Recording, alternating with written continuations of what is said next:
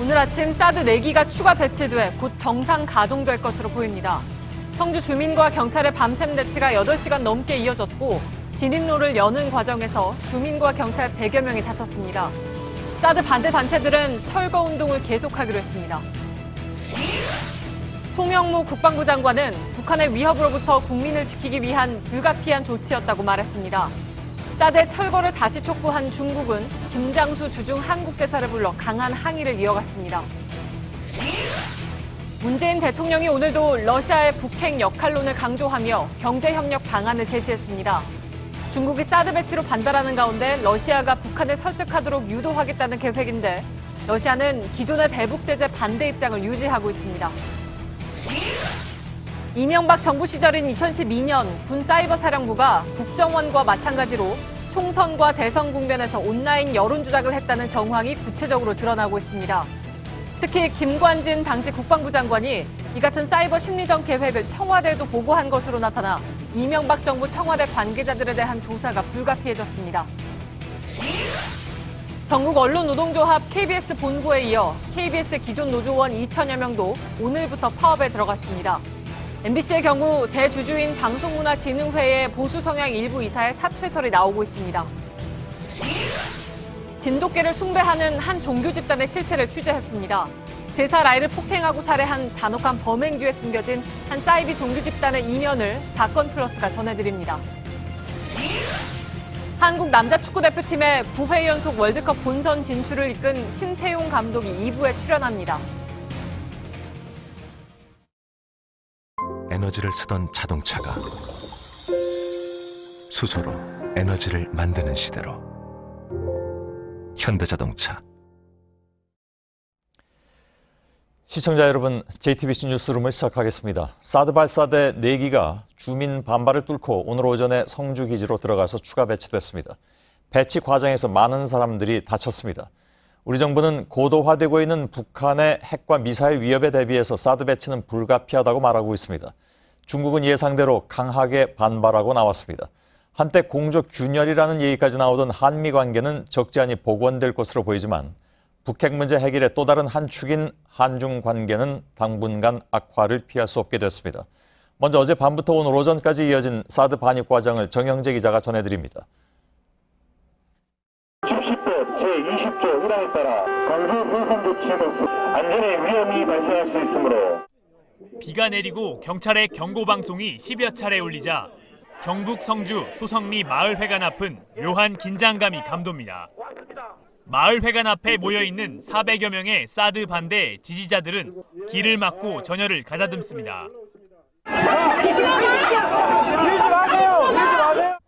위아래에서 8,000명의 경찰 병력이 들이닥칩니다.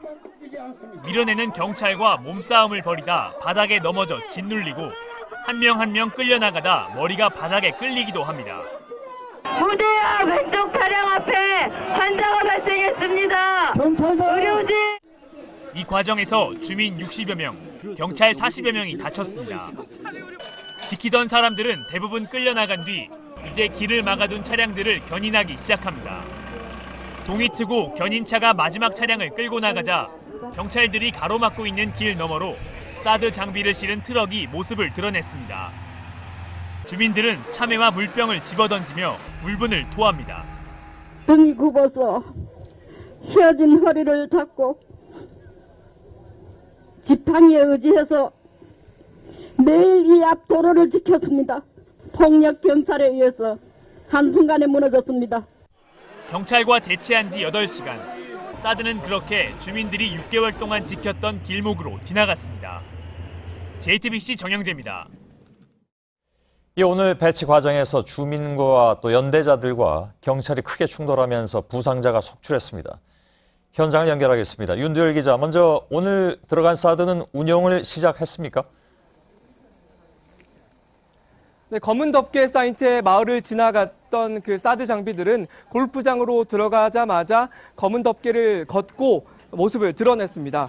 곧바로 임시 패드 위에 자리를 잡고 추가로 발사대를 세우면서 발사대 6기와 레이더 등 1개 사드 포대가 완성됐습니다. 공식 배치는 일반 환경 영향평가 이후에 한다지만 언제든 미사일을 쏠 수 있는 상태가 됐습니다. 오늘 중장비와 유리장비도 함께 들어갔는데요. 하루 종일 터파기 작업 등으로 분주한 모습을 보였습니다. 예. 경찰이 길을 여는 과정에서 격렬한 충돌이 있었는데 부상자도 꽤 많이 나왔습니다. 주민, 또 마을 현재 어떤 상태인지요? 네, 사드 반대 현수막은 찢어졌고 종교시설 등으로 쓰이던 그 천막 6개를 경찰이 밀고 들어오면서 모두 부수는 등 마을 회관은 성한 곳이 없습니다. 자체 집계로는 주민 60여 명이 다쳤고 이 중 42명이 구급차에 실려 나갔는데요. 대부분은 병원에서 치료를 받고 돌아왔습니다. 주민들의 마음도 쑥대밭이 됐습니다. 지난 정권이 사드 알받기를 했다면 이번 정권은 사드 못 받기를 했다는 게 이곳의 분위기입니다. 사실 이곳 주민들은 문재인 대통령이 당선이 됐을 때 지난 정권과는 다를 것이라며 환영하는 분위기였습니다. 하지만 오늘 배치로 절차적, 민주적 정당성을 갖추고 국회 동의를 받겠다던 약속을 저버렸다며 격하게 반응하고 있습니다. 특히 야밤에 배치하지 않겠다는 약속을 지키지 않은 채 밤새 진압 작전을 하듯 경찰이 사람을 끌어낸 것에 대해 폭거라며 강하게 비난하고 있습니다. 예. 자, 사드가 이제 아무튼 배치가 됐는데 앞으로 주민들이 반대 운동을 계속 이어간다는 그런 계획이죠? 주민과 반대단체들은 오늘 기자회견을 열고 문재인 정부에 대한 강력한 항의를 이어가면서 사드를 철거하는 날까지 포기하지 않겠다는 뜻을 내비쳤습니다. 또 망가졌던 텐트를 복구하고 주민들이 앉을 수 있는 자리를 이곳 도로에 마련하는 등 전열을 재정비하는 모습도 볼 수 있었습니다. 한편 성주투쟁위원회는 파란 나비 원정대를 발족했습니다. 이들은 전국을 다니면서 사드의 문제점에 대해서 알릴 계획입니다. 예, 현장에서 윤두열 기자가 전해드렸습니다. 사드 추가 배치와 관련해서 오늘 오후에 국방부, 행정안전부 그리고 환경부 이 세 개 부처 장관들이 합동 설명회를 열었습니다. 사드 배치가 불가피한 상황이라는 점을 강조했습니다. 이지은 기자의 보도입니다. 정부는 사드 발사대 추가 배치가 북한의 핵 미사일 위협으로부터 국민을 보호하기 위한 불가피한 조치였다고 밝혔습니다. 방어 조치의 일환으로 부득이하게 결정하여 추진한 것입니다. 현재 제한적인 한미 연합 미사일 방어 능력을 보완할 수 있는 대책 마련이 불가피하여 행정안전부와 환경부는 주민들의 우려를 반영해 주기적인 전자파 측정과 공개 검증, 또 성주 주민의 적절한 지원을 약속했습니다. 국방부는 사드 추가 배치에 이어 다층 방어 체계에 대한 논의도 본격화했습니다. 송영무 장관은 해군 이지스함에 장착하는 SM-3 미사일 도입 등을 검토할 수 있다고 밝혔습니다. SM-3는 사거리 500여 킬로미터의 대공 미사일로 요격 고도가 40에서 150킬로미터인 사드보다 높아 다층 방어 체계의 요격 시스템을 구축할 수 있다는 설명입니다. 하지만 사드에 이은 군의 무기와 장비 추가 도입은 수조 원대 예산이 투입되어야 하는 것이어서 필요성에 대한 논란은 계속될 전망입니다. JTBC 이지은입니다. 예, 중국은 한반도 사드 추가 배치에 대해서 엄정한 교섭을 제기했다고 밝혔습니다. 사드 갈등을 장기적으로 끌고 가겠다는 입장으로 해석이 됩니다. 중국의 관영 매체들은 중국 국민들의 감정을 자극하는 기사들을 쏟아내기 시작했습니다. 베이징의 신경진 특파원 연결되어 있습니다. 자, 신 특파원, 중국 당국의 공식 반응부터 좀 전해주시죠. 예, 사드 추가 배치 임박 소식에 엄중한 우려를 표시했던 중국이 오늘은 한국에 이미 엄정한 교섭을 제기했다고 밝혔습니다. 한국 정부가 사드 배치를 중국에 사전 통보하자 즉시 김장수 대사를 초치해 항의했습니다. 김 대사는 총 5번 조치되는 불쾌한 기록을 세웠습니다.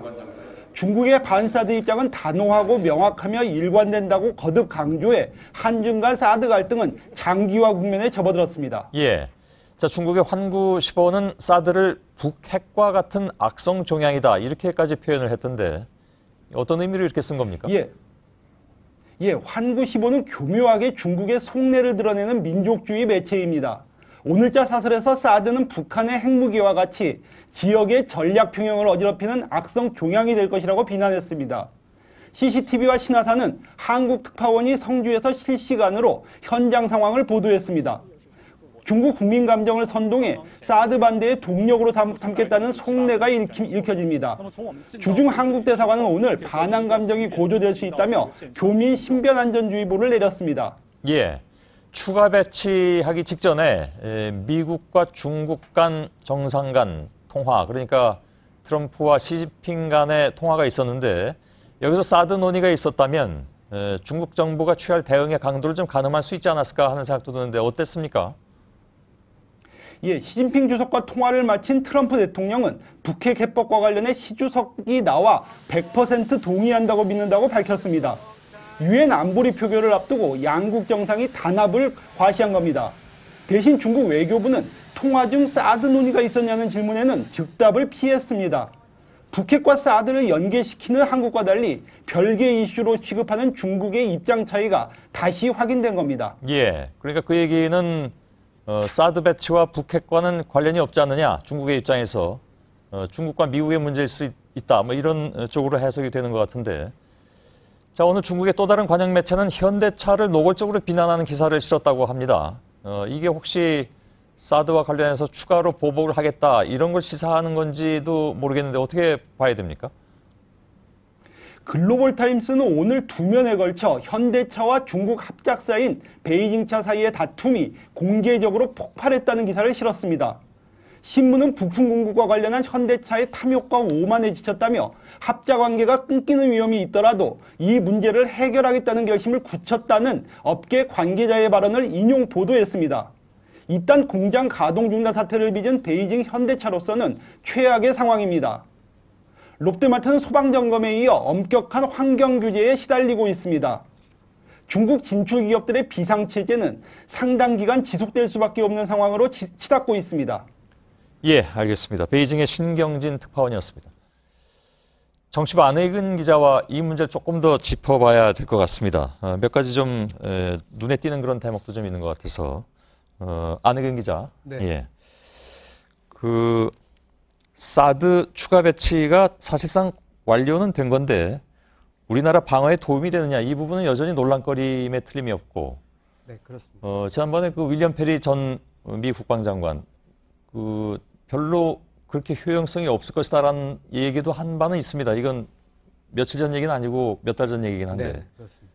그 얘기까지 좀 짚어서 얘기 좀 해보죠. 네, 사드는 고도 40에서 150km, 그러니까 중고도라고 흔히 얘기를 하죠. 예. 거기에 나오는 미사일을 요격할 수 있는 미사일인데, 그 북한 입장에서 남한을 향해 고각 발사를 할 가능성이 크지 않고, 예. 그리고 성주 기지의 사드로는 수도권을 방어할 수 없다. 이런 약점이 계속해서 지적이 되고 있습니다. 예. 그리고 미국의 윌리엄 페리 전 국방장관 같은 경우에는 사드는 다수의 미사일이 발사가 되면 방어가 어렵다. 한두 발이면 모르겠지만 예. 다수의 미사일이 발사가 되면 방어가 어렵다. 뭐 그건 그래서 그렇겠죠. 예. 사드 체계가 진짜 서울을 방어할 수 있을지 매우 회의적이다. 이렇게 말을 했습니다. 예. 그래서 사드가 결국은 미국의 동아시아 방위 전략, 그러니까 MD 체제의 일환이지 한반도 방위용 성격은 아니다는 주장이 지금까지 계속되는 이유입니다. 예. 근데 우리 정부도 물론 사드의 그런 성격을 모를 리는 없을 것 같은데, 그건 어떻게 봅니까? 문재인 대통령이 사드 발사대의 추가 배치를 지시한 시점이 지난 7월인데요. 예. 지난 7월에는 북한이 ICBM급 미사일, 그러니까 화성 14형 미사일을 발사한 시점입니다. 예. 그래서 이 사드 배치에 대한 우리 정부의 입장이 바뀌기 시작한 게 지난해 초인데, 예. 지난해 초와 비교를 해보더라도 북한의 핵과 미사일 상황은 많은 변화가 있었습니다. 그러니까 아까 지난해 초에 우리 정부의 입장이 바뀌기 시작했다는 박근혜 정부였죠? 그렇습니다. 그때는 사드 배치가 점차 필요한 것으로 바뀌는 그런 상황이었다는 얘기죠? 네네. 예. 그러니까 그때와 비교하더라도 북한의 핵과 미사일 상황이 굉장히 많이 심각해졌다는 건데, 예.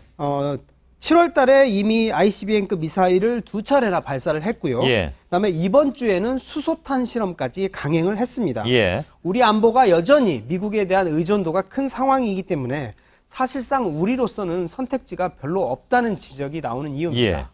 그 얘기는 중국 말대로 따라가기는 어렵다라는 네, 그렇습니다. 그런 현실적 문제, 이런 것들 때문에 결국은 택할 수밖에 없지 않겠느냐라는 불가피성인 것 같은데, 북핵 위기 국면에서 사실 한미동맹에 기댈 수밖에 없다라는 그런 한계, 이건 뭐 물론 많은 분들이 이해는 합니다만은, 근데 이제 북핵의 중요한 키를 쥐고 있는 중국은 크게 반발을 하고 있어서 이 부분은 어떻게 그러면 해야 될 것이냐 하는 문제가 여전히 남지 않습니까?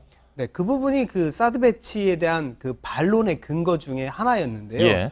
사실 북핵 문제 해결에 대한 역할을 우리가 중국에 대해서 많이 기대를 했는데 예. 그래서 사실 사드 배치를 주저할 수밖에 없었던 그런 상황도 있었습니다. 예. 하지만 최근에 북한은 목표점이 얼마 안 남았다는 듯 그 부쩍 핵과 미사일 개발 속도를 내고 있지만 예. 중국은 북한 설득이라는 점에서 우리 기대에 크게 미치질 못하고 소극적인 입장입니다. 예. 어제 뉴스룸에서 문재인 정부가 러시아를 우회로로 택하고 있다. 물론 지금 러시아가 그 우회로를 활짝 열어준 건 아닙니다만 그렇게 말씀을 드렸는데 러시아도 사드에 반대는 하는데 중국만큼 강도가 세진 않다라는 부분을 정부가 좀 파고드는 그런 부분인 모양이죠. 네, 그래 보이는 측면도 있습니다. 예. 러시아도 공식적으로는 사드 배치에 반대하는 입장이지만 중국과는 좀 결이 다른 것 같습니다. 예. 어제 푸틴 대통령과의 정상회담에서도요. 우리 정부의 외교적인 노력이 통했는지 푸틴 대통령은 사드 배치 문제를 전혀 제기하지 않았습니다. 예. 중국의 입장과는 확연히 다른 부분입니다. 예. 때문에 사드 배치 이후로 좀 더 우리가 그 러시아에 대한 외교적 노력을 더 기울여야 된다. 이런 부분은 좀 더 우리가 의미 있게 봐야 된다라는 지적들이 있습니다. 예. 다만 사드 배치를 할 경우에 그 비용 문제를 지난번에 처음에 얘기 나올 때는 우리가 돈 드릴 게 없다고 했는데 과연 끝까지 그렇게 되겠느냐. 그리고 사드 한 개 포대로 끝날 것이냐 하는 문제. 이거는 짚어봐야 되지 않겠습니까? 네, 그렇습니다. 트럼프 대통령이 지난 4월 말에 사드는 한반도 방위를 위한 거니까 한국이 내는 게 맞다는 식으로 발언을 해서 논란이 굉장히 컸었는데요. 현재까지도 미국 정부가 우리에게 공식적으로 비용 분담을 요구하지는 않는 것으로 전해지고 있습니다. 예. 다만 트럼프 대통령이 엊그제에도 미국산 무기 판매와 관련해서 개념적 승인이라는 말을 했고 또 벌써부터 수도권을 보호할 추가 사드가 필요하다는 주장도 여전히 나오고 있기 때문에 예. 우리가 사드를 추가 구매할 가능성 그리고 또 방위비 분담금 협정을 앞두고 사드의 운용 비용을 우리에게 전가할 가능성 이런 가능성도 여전히 배제할 수는 없는 상황입니다. 예. 그 운영 비용도 막대한 거니까요. 네, 그렇습니다. 안의근 기자였습니다. 김정은의 해외 자산을 묻고 여행도 금지한다. 북한의 6차 핵실험을 제재하기 위해서 미국이 주도하고 있는 유엔 안보리 제재안 초안의 일부입니다. 실효성은 좀 의문인데 아무튼 김정은 북한 노동당 위원장을 제재 리스트에 올린 것은 처음입니다. 이보다 더 관심거리는 역시 원유가 들어간 것을 막을 수 있느냐 하는 것이죠. 심재우 뉴욕 특파원입니다. 미국이 작성한 초안은 13쪽짜리입니다. 4페이지에 김정은의 이름이 나옵니다. 그의 해외 자산을 동결하고 여행을 금지한다는 제재입니다. 워싱턴 타임스는 미 정보 당국을 인용해 2013년 당시 김정은이 스위스와 룩셈부르크 등 해외은행에 50억 달러, 5조 6천억 원을 갖고 있는 것으로 추정했습니다. 이 돈을 압수해 자금줄을 묶겠다는 압박이지만 실효성은 불투명합니다. 결국 실질적인 제재보다는 상징적인 의미가 더 큽니다. 대북 원유 수출 금지 조항뿐 아니라 5대 수출품인 의류와 섬유, 금수 조치도 포함됐습니다. 북한의 해외 송출 노동자의 고용은 물론 임금 지급도 금지시켰습니다. 이와 함께 제재 대상 기업 리스트에 고려항공이 처음으로 올랐습니다. 초안대로라면 김정은 등 북한 지도부의 대외 활동은 사실상 불가능한 수준입니다. 이사국들의 초안을 회람 중인 미국은 세컨더리 보이콧으로 중국과 러시아를 압박하고 있습니다. 시진핑 중국 국가주석과 통화한 트럼프 대통령은 군사행동을 제외한 다른 압박 수단을 먼저 취할 것이라며 유엔 제재안 통과에 힘을 실었습니다. 뉴욕에서 JTBC 심재호입니다. 예, 그런데 최근에 한미 두 나라 정치권과 경제계를 뒤흔들던 한미 FTA 폐기 논란이 당분간은 수그러들 것으로 보입니다. 백악관이 미국 의회에 폐기 관련 논의를 하지 않겠다는 입장을 전한 것으로 알려졌습니다. 미국 내에서도 반대 여론이 높다는 건데 결국 이렇게 보면 트럼프는 FTA 폐기 발언을 전략적으로 한 게 아니냐 하는 분석도 있습니다. 이주찬 기자입니다. 백악관이 한미 FTA 폐기 논의를 당분간 중단하기로 했다고 로이터 등 외신들이 미국 의회 핵심 인사들의 말을 인용해 보도했습니다.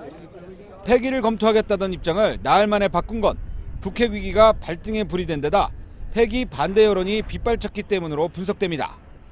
존 허니스트 미 상원의원 등 여야 의원들의 반대 서한과 서명이 이어졌고 미국 상공회의 소회장도 성명을 내고 폐기에 반대한다고 밝혔습니다. 실제로 한미 FTA가 폐기되면 미국의 대한국 수출액이 20억 9천만 달러 정도 줄어드는 등 우리보다 더 손해를 입을 것이란 전망입니다. 다만 협상 경과에 따라 백악관 측이 언제든 폐기 카드를 다시 꺼낼 수 있다는 지적이 나옵니다. 애초 트럼프 대통령의 한미 FTA 폐기 발언도 전략적 차원에서 한 것이란 분석도 있습니다.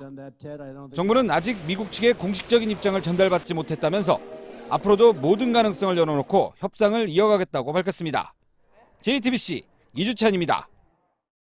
문재인 대통령이 1박 2일 일정의 러시아 방문 일정을 마치고 잠시 후에 귀국합니다. 사드 배치로 중국이 반발하고 있는 상황에서 문 대통령은 러시아를 북핵 문제 해결에 끌어들이기 위해서 오늘 다방면에 걸친 경제 협력을 제시했습니다. 그러나 러시아는 여전히 북한 제재에 반대하는 기존의 입장을 고수하고 있습니다. 블라디보스토크에서 정재윤 기자입니다.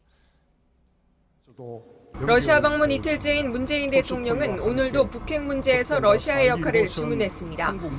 이를 위해 한러 양국의 경제 협력 분야를 강조했습니다. 동북아 국가들이 협력하여 극동 개발을 성공시키는 일 또한 북핵 문제를 해결하는 또 하나의 근원적인 해법이라고 생각합니다. 러시아와의 경제 협력을 고리로 북핵 문제 해결 과정에서 러시아의 협력을 기대하는 방안으로 풀이됩니다. 사드 배치 이후 중국의 북한 설득을 기대하기 어려운 상황에서 러시아를 활용하겠다는 겁니다. 다만 러시아를 지렛대로 활용하려는 전략이 당장 효과를 거둘지는 미지수입니다. 문 대통령은 북한에 대한 압박 수위를 높여야 한다며 러시아가 북한에 대한 원유 공급을 중단하는 데 적극 협조해달라고 요구했지만 푸틴 대통령은 반대의 뜻을 분명히 했습니다. 오히려 감정에 휩싸여 북한을 막다른 골목으로 몰면 안 된다며 북한을 두둔하기도 했습니다. 북핵 문제 해결 방안에 있어서는 이견을 보였지만 큰 틀에서 북핵 불용 원칙은 확인한 만큼 앞으로 입장차를 어떻게 좁혀가는지가 관건이 될 전망입니다. 블라디보스톡에서 JTBC 정재윤입니다.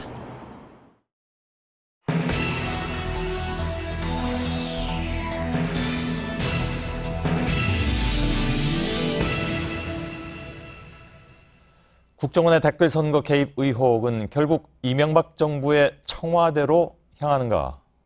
오늘 나온 관련 소식들은 대부분 그 방향으로 향하고 있습니다.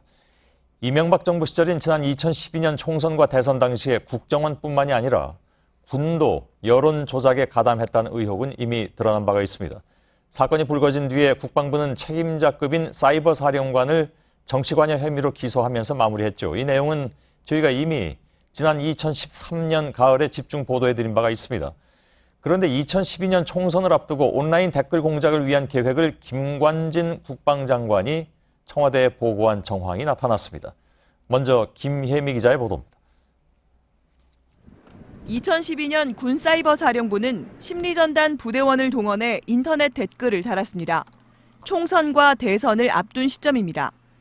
야당 대선 후보와 정치인을 비방하고 여당 후보와 정부 정책을 옹호하는 글이었습니다.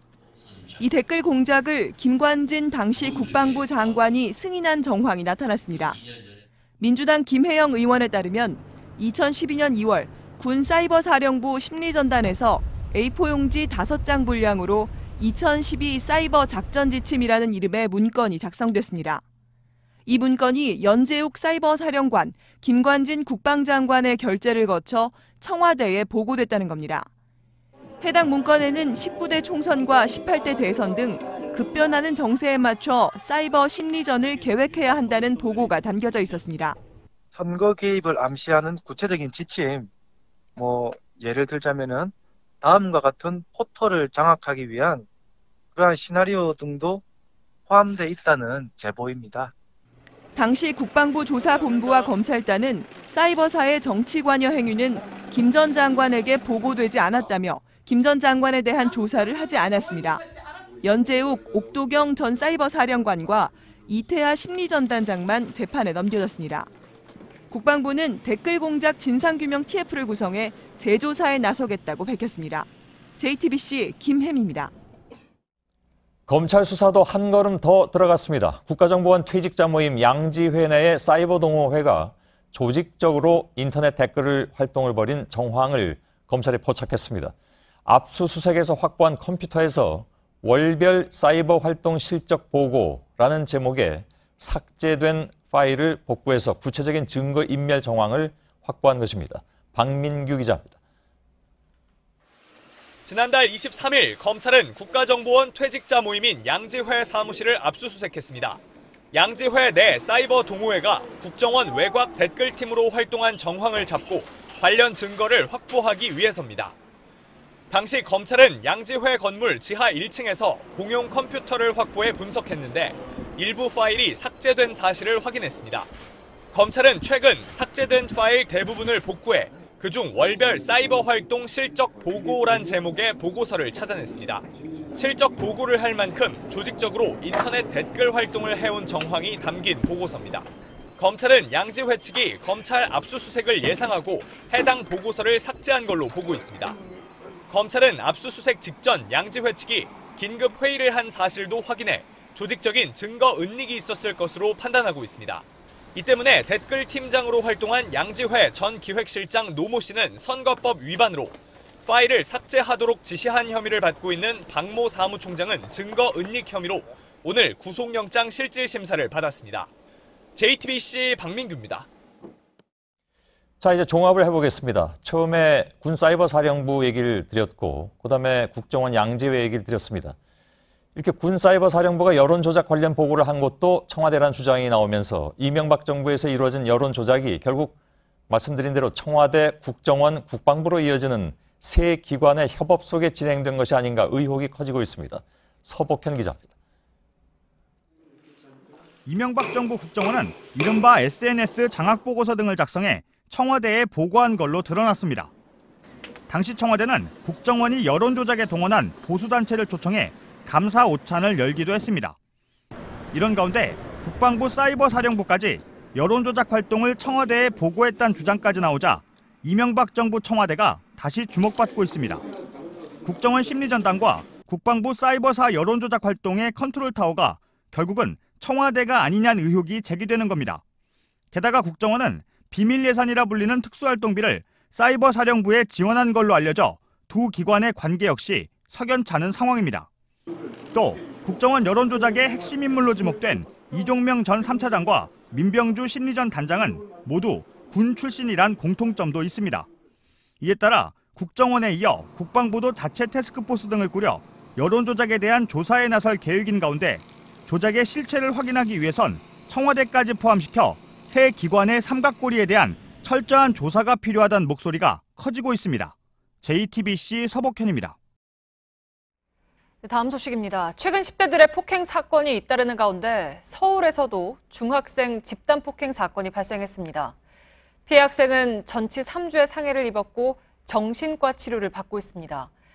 가해 학생들은 집단 폭행을 한 뒤 피해 학생의 휴대전화로 자신들의 웃는 모습을 찍었습니다. 최하은 기자입니다. 지난 7월 학교를 마친 중학교 1학년 이 모양이 인근 중학교 2학년 전 모양에게 받은 문자 메시지입니다. 10,000원만 구해오라는 요구에 구하기 힘들다는 답장을 보내자 곧바로 욕설을 합니다. 결국 이 양은 친구에게 빌린 5,000원을 건네줬지만 전양을 비롯한 중학생 8명이 건방지다는 이유로 이 양을 때리기 시작했습니다. 한 시간, 그게 이제 돌아가면서 이제 뭐 이렇게 뺨도 때리고 발로 차기도 하고, 한 명은 이제 그 피해자의 친구인데, 니 이제 강압위에서 때렸다는 애. 일부 가해 학생들은 신고를 하지 못하게 이 양에게서 휴대전화를 뺏은 뒤 자신들의 웃는 모습을 촬영해 친구에게 보내기도 했습니다. 가해 학생 중 한 명은 폭행 뒤 부어오른 자신의 손을 불주먹이라며 소셜미디어에 올렸습니다. 집단 구타를 당한 이 양은 뇌진탕과 타박상 등 전치 3주의 상해를 입었고 정신과 치료도 받고 있습니다.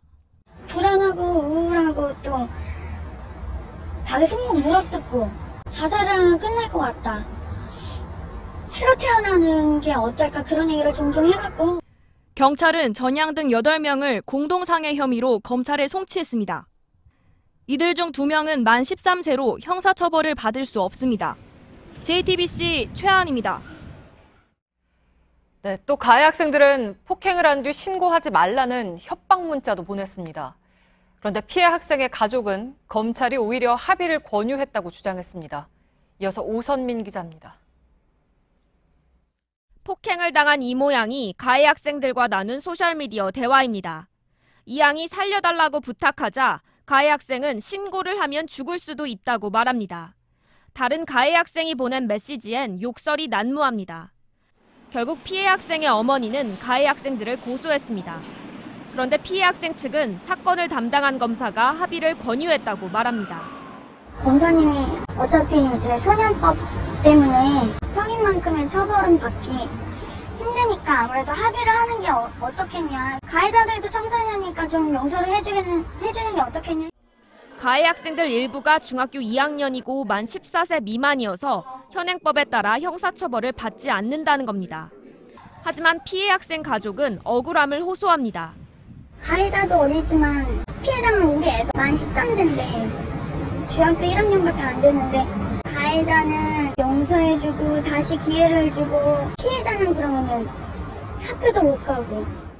취재진은 검찰의 입장을 물어봤지만 검찰 측은 소년 사건과 관련한 내용에 대해선 확인을 해줄 수 없다고 했습니다. JTBC 오선민입니다. 네, 부산의 집단 폭행 사건과 관련해서는 중학생 3명이 경찰에 추가 입건됐습니다. 가해 학생이 7명으로 늘었습니다. 부산교육청은 공식 사과하고 재발 방지 대책을 마련하기로 했는데 피해 학생은 용서해주면 또 그럴 것이란 말을 남겼습니다. 구석찬 기자입니다. 집단 폭행을 당해 피투성이가 된 한 모양은 병원에 실려온 뒤 심각한 트라우마를 앓고 있습니다. 그 언니들인가 싶기도 하고 밤에 머리 아파서 중간중간에 많이 깨서. 다른 친구들의 피해 사실도 털어놨습니다. 성추행한 거 있고 용서해주면 또 그럴 것 같고 그래서 별로 용서 안 하고 싶어요. 사건을 수사 중인 경찰은 2달 전 한양의 1차 폭행에 가담했던 또래 중학생 3명을 추가 입건해 피의자는 모두 7명으로 늘었습니다.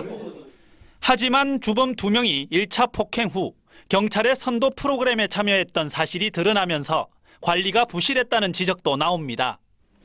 최근 잇따르는 부산 지역 학교 폭력과 성추문에 대해 김석준 교육감은 공식 사과와 함께 특별 담화문을 발표했습니다. 시민 여러분들께 심려를 끼쳐드린 점 깊이 사과드립니다. 사태가 일파만파 커지자 부산시 의회는 조사위원회를 구성해 내년 2월까지 일선 학교를 대상으로 행정사무조사를 벌이기로 했습니다. 각 지자체도 사각지대 곳곳에 CCTV와 경고문 부착 등 재발 방지 대책 마련에 들어갔습니다. JTBC 구석찬입니다. 네, 이렇게 잇따르는 청소년 범죄로 소년법에 대한 논란이 많습니다. 일부 국회의원들이 개정안을 내놓기도 했습니다. 하지만 저희 취재 결과 국회 입법조사처는 이 법을 개정하는 것에 신중하자는 입장으로 확인됐습니다. 박병현 기자입니다. 지난 7월 국회 입법조사처가 바른정당 하태경 의원에게 제출한 소년법 개정안에 대한 입법조사 회신입니다. 소년범 처벌을 위한 법 개정은 신중해야 한다는 내용입니다. 소년법을 강화하는 게 더 많은 청소년을 범죄자로 확정짓는 낙인 효과로 이어질 수 있고 소년범들은 오히려 교정시설에서 범죄를 배울 수 있다는 이유에서입니다. 또 요즘 청소년이 몸은 커졌을지 몰라도 정신이 성숙했다고 단정할 순 없다는 주장도 합니다. 소년법 적용 연령을 19세 미만으로 정한 걸 더 낮춰야 한다는 주장에 대한 반박입니다. 부산 여중생 사건으로 소년법 개정 요구가 커지고 있지만 이 같은 신중론은 의원들 사이에도 존재합니다. 더불어민주당 김태년 정책위 의장은 오늘 처벌 만능주의가 해법은 아니라고 말했습니다. 국민의당 김삼아 의원도 사회적 해결책 마련을 강조했습니다. 이에 따라 부산 사건을 계기로 소년법 개정안이 쏟아질 전망이지만 이들 법안이 정말 국회를 통과할지는 아직 불투명합니다. JTBC 박병현입니다. 5.18 당시 전투기 출격대기 소식을 전해드린 이후 대통령의 특별조사 지시가 있었고 국방부는 본격 조사를 앞두고 있습니다. 정치권에선 5.18 진상규명을 위한 특별법 제정이 가시화되고 있습니다. 이렇게 되면 진상규명 작업이 아예 법으로 보장되기 때문에 이번에는 발포 명령자를 비롯한 진실이 밝혀질지 관심이 모아집니다. 류정화 기자입니다. 더불어민주당은 JTBC 보도를 인용하면서 5.18 특별법을 발의하겠다고 밝혔습니다. 폭탄을 장착한 전투기가 출격 대기를 하고 있었다는 공군 조종사의 증언이 나왔습니다. 당론으로 5.18 민주화운동 관련 진상조사 특별법을 발의를 해서 진상규명을 하고자 한다는. 다음 주 초 발의할 법안은 이렇게 새롭게 제기된 의혹들을 조사 범위에 명시할 방침입니다. 또 진상조사위원회와 관련해선 9명의 조사위원을 국회의 동의를 얻어 대통령이 임명하고 수사권도 제한적으로 부여한다는 내용을 포함시킬 예정입니다. 이런 가운데 국민의당 안철수 대표도 5.18 묘역을 방문해 특별법 제정 의지를 밝혔습니다. 국민의당은 지난 7월 당론으로 특별법 제정안을 발의한 바 있습니다. 정기국회에 임하면서 5.18 진상규명 특별법 국민의당이 주도해서 반드시 통과시키겠습니다. 하지만 자유한국당이 국회 일정을 보이콧하고 있어 정기국회 내 법 제정 여부는 불투명합니다. 국방부가 비밀 자료까지 공개하며 진상조사에 적극 나서려고 하고 있지만 5.18 당시 군 관계자들이 조사에 불응할 가능성이 커 특별법이 필요한 상황입니다. JTBC 유정화입니다. 바른정당 이해운 대표가 금품 수수 의혹에 책임을 지고 당 대표직에서 사퇴했습니다. 이 대표와 관련해선 사업상 편의를 봐주는 대가로 한 사업가로부터 6천만 원대 금품을 받았다는 주장이 나와서 검찰이 수사에 들어간 상태입니다. 이 대표가 사퇴함에 따라 바른정당은 새 지도부 구성을 위한 논의에 착수할 예정입니다. 결국 백지화된 역사교과서 국정화 사업은 추진 당시부터 많은 논란을 낳았죠. 하지만 저희 취재 결과 박근혜 정부 교육부는 논란에도 불구하고 국정화를 이끈 공무원들에게 상장과 훈장을 준 것으로 확인됐습니다.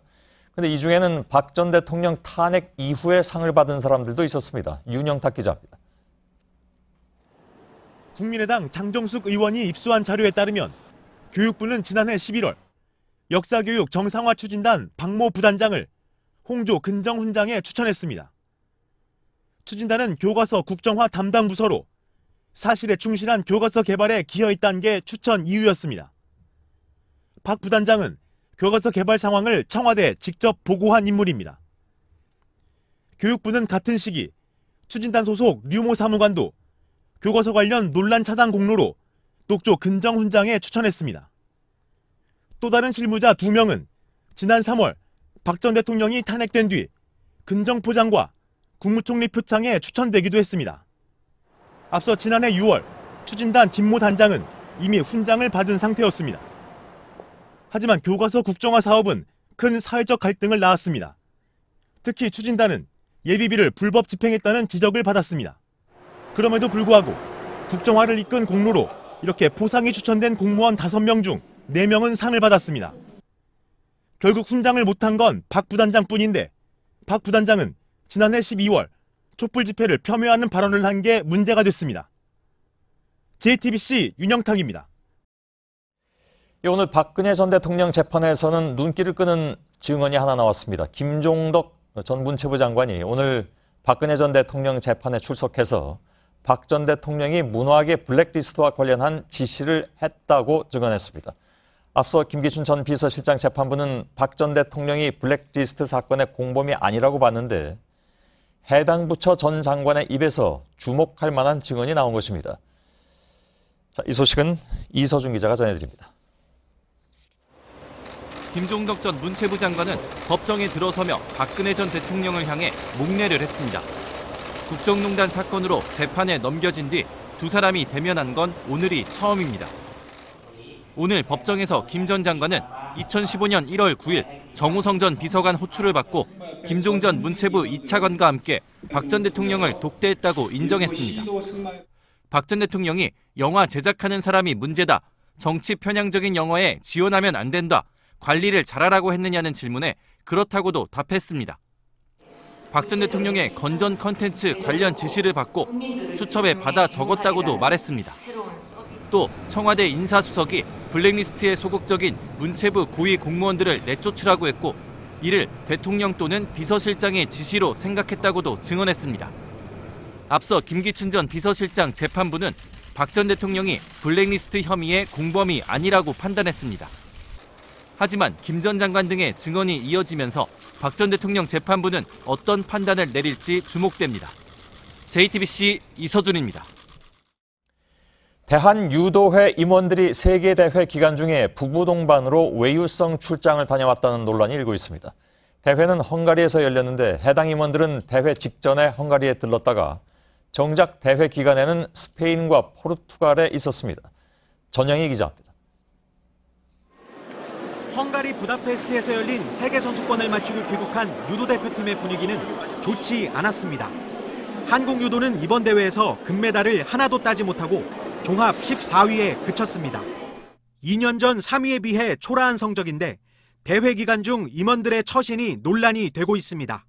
대한유도회 김정행 명예회장과 조용철 상임부회장, 선찬종 전무이사는 헝가리에 들렀다가 대회 개막 하루 전인 8월 27일 스페인으로 떠났습니다.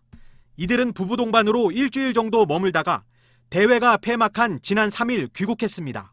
결국 우리 선수들의 경기를 하나도 보지 않은 겁니다. 그쪽에 남아서 그 대회를 치러야 되는 게 맞는데 이제 죄송하게 생각을 합니다. 그 부분은. 대한체육회장을 지낸 김정행 유도회 명예회장은 심판 배정 문제 해결을 위해 스페인 올림픽 위원장을 만나는 일정이었다고 말했습니다. 임원들의 항공권은 대한유도회 예산으로 처리했습니다. 임원들은 부인들의 비용은 개인 돈으로 냈다고 해명했습니다. 하지만 정당한 해외 출장이라면 자신들의 체재비를 왜 개인 돈으로 냈는지는 납득할 만한 설명을 내놓지 못했습니다. JTBC 전영입니다.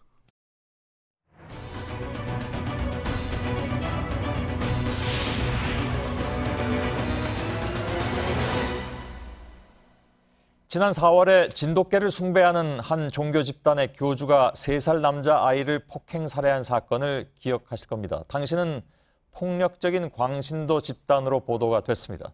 오늘 사건 플러스에서는 이 종교 집단의 알려지지 않은 실체를 보여드릴까 합니다. 잔혹한 범죄 행위 뒤에 숨겨진 또 다른 모습을 윤세민아 기자가 취재했습니다. 2014년 7월 전북 완주의 한 야산입니다. 중년 여성 4명이 상자에 담아온 3살 남자아이의 사체를 땅에 묻습니다. 사흘 뒤엔 사체를 꺼내 태운 뒤 인근 강변에 뿌렸습니다. 범행엔 아이의 엄마 최모 씨도 함께였습니다. 진돗개교의 교주 김모 씨가 자신의 아이를 때려 숨지게 하자 사체 유기를 도운 겁니다. 경찰 수사 결과 20명 남짓한 신도들은 진돗개 수십 마리를 키우며 함께 살았던 것으로 밝혀졌습니다. 개를 무서워, 개를 신으로 섬기고 맨날 그 사람들 일과가 제가 알기로 개 모욕시키고 똥 쐬고 밥 먹이고 개 업고 다니고. 경찰은 교주 김 씨가 대소변을 못 가리고 떼를 쓴다는 이유로 3살 배기 아이의 악기가 씌었다며 폭행했다고 밝혔습니다. 법원은 지난 6월 김 씨의 징역 13년, 최 씨의 10년형을 선고했습니다. 사건 당시 듣기에도 생소한 진돗개 숭배단체의 등장에 큰 관심이 쏠렸습니다. 이 때문에 정작 이 종교 집단의 실체는 묻혔던 측면이 없지 않은데요. 이들은 정말 진돗개를 신으로 믿었던 것인지, 또 함께 살 수밖에 없는 이유가 있었던 것은 아닌지 의문은 한두 가지가 아닙니다. 사건이 발생하기 전인 2012년의 현장으로 되돌아가 봤습니다. 부덕고 댕기고 얻고 댕기고 그냥 기도하는 게 없더라고. 수의사 그냥 계란 10개짜리요. 한 20마리 넘었어. 진돗개 수십 마리를 키우는 집은 마을에서도 유명했습니다. 이웃들은 개를 키우는 게 아니라 모신다고 표현했습니다. 개 모욕시킨 사람이 모욕하고 개 수건빨래 하는 사람은 수건빨래 하고 바깥에 도둑고 댕긴 사람들은 도둑고 댕기고 도둑고 댕기면 분야별로 살아나는 게 다 틀렸어. 그런데 이들이 처음부터 진돗개를 우상시했던 건 아니었습니다. 진돗개 그 신을 믿은 게 아니고요. 중간에 없애고 강아지를 데리고 온 거예요. 더 많은 신도를 모으기 위해 종교를 바꿔 진돗개를 영물로 내세웠다는 겁니다. 집단 생활을 통해 신도들을 관리한 이유도 있었습니다. 모든 생활비가 신도들의 주머니에서 나왔습니다. 월급도 거기 다 들어가고 거기에 다 들어가고 자기가 쓴 거는 교통카드하고 뭐 이런 거밖에 없었나 봐요. 숨진 아이 엄마 최 씨는 이혼 위자료 3천만 원을 전부 상납했습니다. 한 70대 여신도는 노령연금까지 내놔야 했습니다. 여자들 다 지가 먹고 쓸 거 다 갖고 와야 한다고 그러더만. 그렇지요, 그렇지. 교주 행세를 한 김 씨는 사실상 돈을 관리하는 총무였고 집단 생활에 숙소를 제공한 중년 여성 이모 씨가 실질적인 우두머리라는 주장도 나왔습니다. 장모가 저 사장이고 총무고 회사같이 다 직책이 총무님 그랬거든. 친구라고 하면서 그 사장이라서라는 서로 반말 정도로 그러더라고. 친하게. 특히 이 씨의 살림살이는 집단 생활 뒤 눈에 띄게 달라졌습니다. 뭐 여유 있는 사람들도 아니었고 차도 그렇게 막 하더라고요. 2013년엔 서울 강서구에 시세 2억 원가량의 빌라 3채를 한꺼번에 구입하기도 했습니다. 그리고 3년 뒤엔 경기도 용인에 분양가 4억 원이 넘는 타운하우스 3동을 사들였습니다. 교주 김 씨와 물주 이 씨 간의 공생관계를 경찰도 눈여겨봤습니다. 많지는 않았죠. 신도들이 보내준 돈에서 재산을 증식하지 않았나 이런. 교주는 실형을 선고받고 복역 중이지만 남은 신도들 가운데 일부는 여전히 단체 생활을 유지하고 있는 것으로 알려졌습니다. 사건 플러스 윤세민입니다.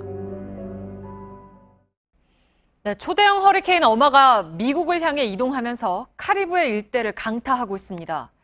유럽 국가들은 자국의 섬 영토를 지키기 위해 함정을 파견했습니다. 그런데 이런 와중에 또 다른 허리케인 2개가 만들어졌습니다. 이지은 기자입니다.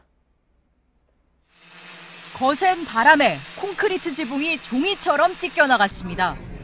주차장에 들이부은 비는 창문 턱까지 넘봅니다. 낭만적이던 해안 도시는 허리케인 어마로 주민도 관광객도 떠나 유령 도시가 됐습니다. 카리브해 동쪽 섬들에선 사망자가 나오기 시작했습니다. 벌써 최소 9명입니다.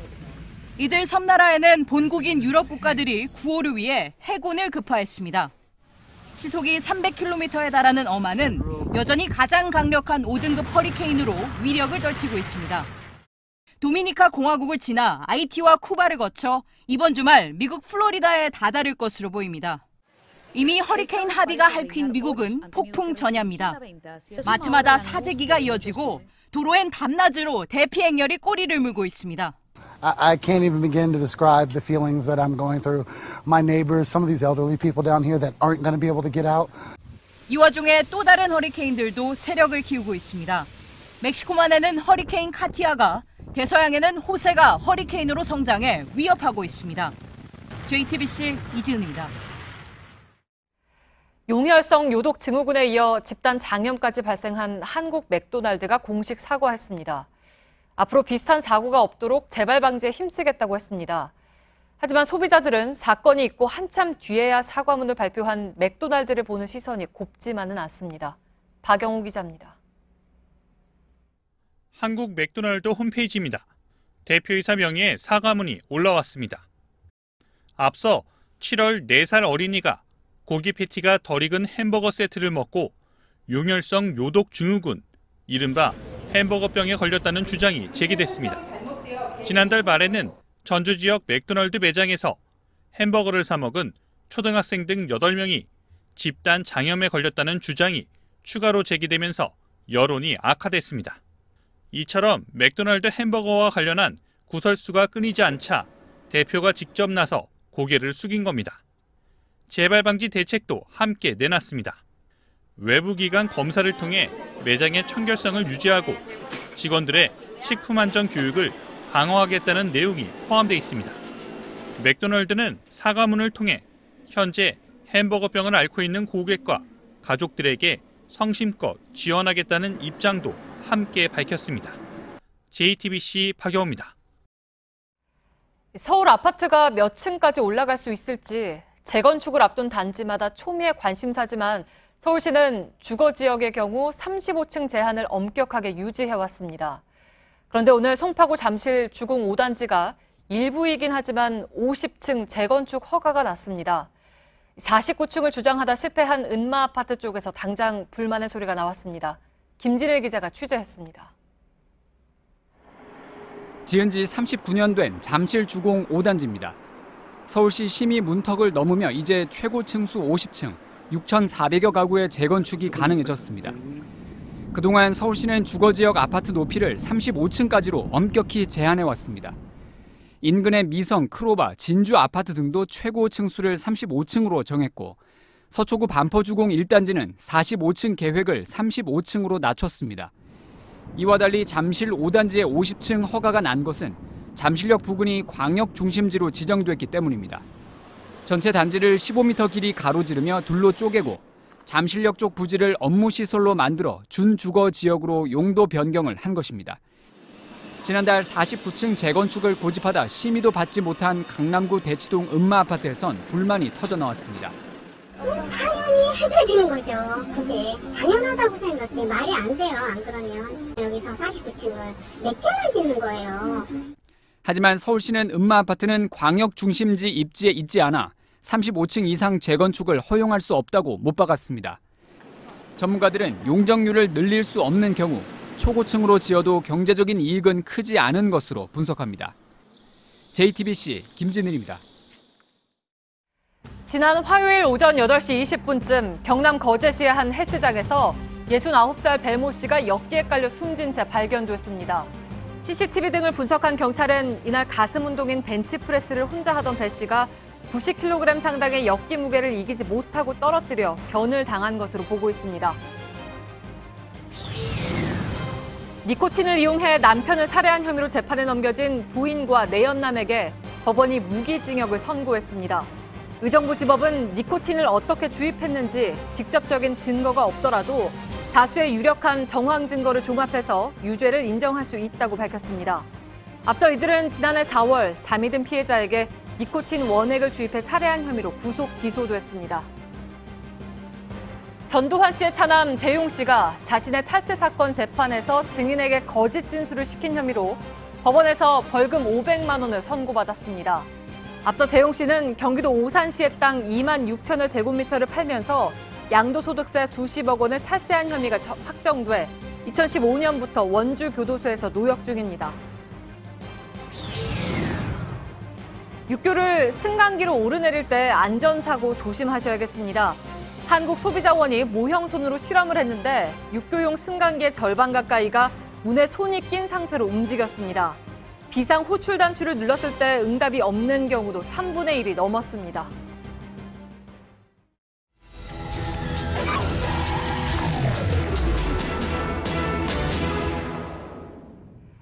네, 광주광역시에서 가장 인기 있는 관광지로 몇 년 전부터 펭귄 마을이 떠오르고 있습니다. 폐품을 이용해서 주민들이 직접 만든 독특한 마을 풍경이 한 해 20만 명의 관광객을 불러 모으고 있습니다. 그런데 일부 원주민들은 다른 곳으로 이주해야 할 처지가 됐습니다. 밀착 카메라 구혜진 기자입니다. 광주 양림동의 오래된 주택촌은 몇 년 전부터 광주의 핵심 관광지가 됐습니다. 노인들이 주로 사는 데다 거동이 불편한 이들의 걸음걸이를 빗대 펭귄 마을이란 별명이 붙었습니다. 이렇게 펭귄 이정표가 있는 마을의 골목에 들어와 보면요. 7, 80년대 느낌이 나는 집과 소품들로 골목이 이렇게 장식돼 있고 이런 독특한 분위기 때문에 비가 오는 날씨에도 많은 관광객들을 찾아볼 수 있습니다. 주민들이 낡은 주택을 버리고 떠나면서 일부 생활집기들도 놓고 갔고 이를 남은 주민들이 활용해 골목을 꾸민 겁니다. 처음에는 혼자 시작하다가 우리 마을 준 몇 분하고 같이 시작했는데 참 이거 시작하기 되게 잘했다 생각이 들어요. 자기 또 있는 시계들도 갖다 주면서 붙이라고. 7, 80년대 가전제품을 비롯한 오래된 소품들은 마치 시간여행을 하는 듯한 착각을 불러일으킵니다. 할아버지네 집에서나 봤을 법한 뻐꾸기 시계를 비롯해 이렇게 한 벽면이 고장난 시계로 가득 차 있습니다. 이것은 멈춰 있는 시간을 의미한다고 하고요. 또 이쪽으로 와보시면 이렇게 주민들이 평소에 생각했던 글귀들을 재밌게 적어놓은 표어들이 있는 벽면도 보실 수 있습니다. 마을의 독특한 분위기는 입소문을 탔고 지난해엔 관광객 20만 명이 다녀가기도 했습니다. 하지만 펭귄마을 45가구 중 25가구의 주민은 다른 곳으로 이주해야 하는 상황에 처했습니다. 이렇게 액자들과 풍금 같은 것들로 잔뜩 장식돼 있는 골목을 따라서 이렇게 집 안으로 들어가 보면요.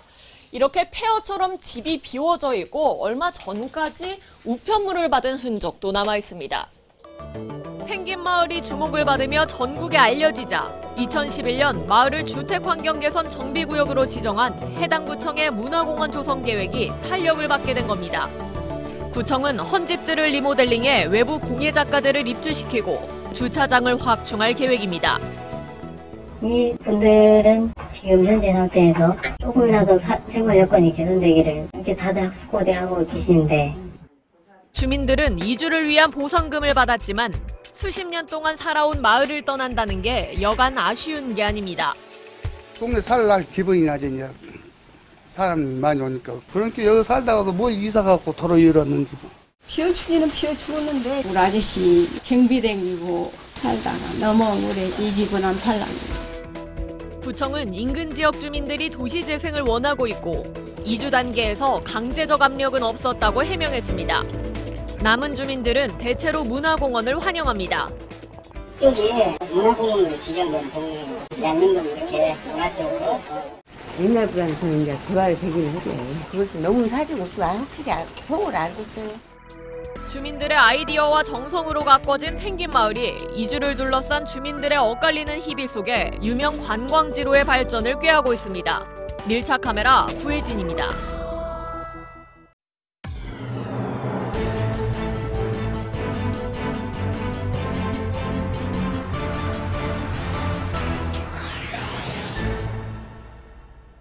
뉴스룸의 앵커 브리핑을 시작하겠습니다. 강렬한 색채와 열정으로 꿈틀대는 그림들. 해바라기의 화가 빈센트 반 고흐는 평생 가난한 무명의 삶을 살았습니다. 화가로 활동한 10년이란 짧은 기간 동안에 남긴 작품은 모두 2천여 점이나 됐지만 생전에 판매됐던 작품은 단 한 점이었습니다.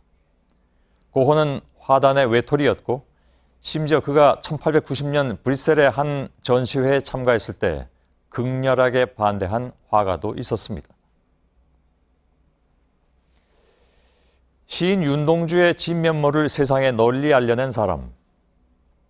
그는 지난 1983년 윤동주의 작품 전편을 분석하면서 그의 시 저변에 가라앉은 부끄러움의 정서를 세상에 내놓았습니다. 그의 작품들은 일제말 암흑기 우리 문학의 공백을 밤하늘의 별빛처럼 찬연히 채워주었다. 마치 시처럼 느껴지는 아름다운 분석으로 윤동주 시론을 펴낸 문학가의 이름은 바로 마광수였습니다. 한때 외설스럽다 하여 법정에까지 갔던 논란의 주인공입니다. 그러나 그는 사람들 마음 밑바닥에 가라앉아 있는 무언가를 끄집어내고 싶었을 뿐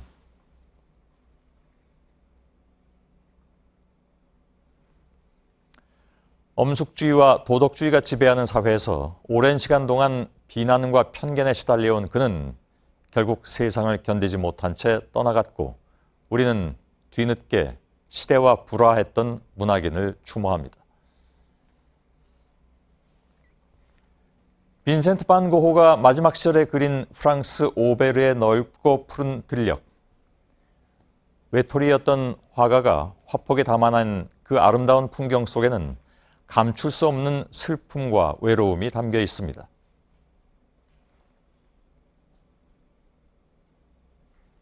그리고 고 마광수 교수가 세상에 남긴 시집의 제목은 모든 것은 슬프게 간다 였습니다. 오늘의 앵커 브리핑이었습니다.